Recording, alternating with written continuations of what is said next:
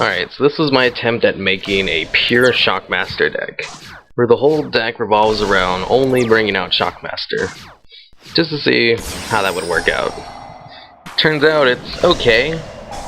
Like, it's not the worst deck in the world, because you can get out a lot of rank 4 XYZ monsters who do pretty good on their own. But I think it kind of ruins the whole spirit of Shockmaster, since he's all about locking down your opponent. You'd probably want to add in some other stuff to your deck to just completely shut down your opponent from actually doing anything, like Solemn Judgments and Fiendish Chains, maybe even adding a Jinzo because he special summons so much, just to lock out trap cards. But a full, pure Shockmaster deck, it's good if you go first.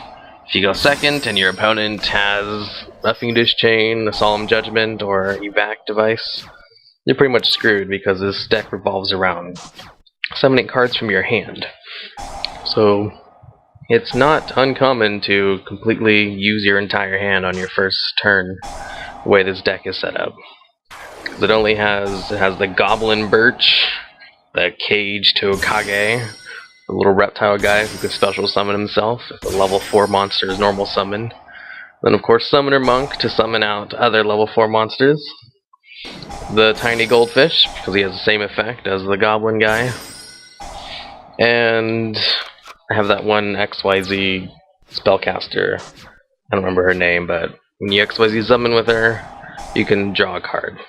And since you have Summoner Monk and that XYZ spellcaster, you can add Inarabra, the Firefox guy, because he can special summon himself from your hand if you have a spellcaster type on the field.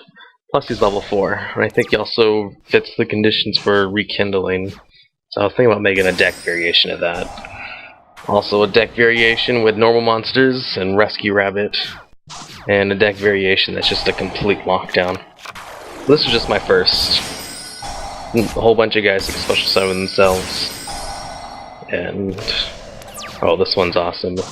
This one, he steals my Shockmaster, but I lock him down, and then there's another level 4 rank XYZ monster whose effect is he can steal the effect of another XYZ monster on the field. And his summoning requirements are the same as Shockmaster's, 4 level 4 monsters, and he has 300 more attack. So he takes my Shockmaster and I pretty much just get his effect back. And he gives up.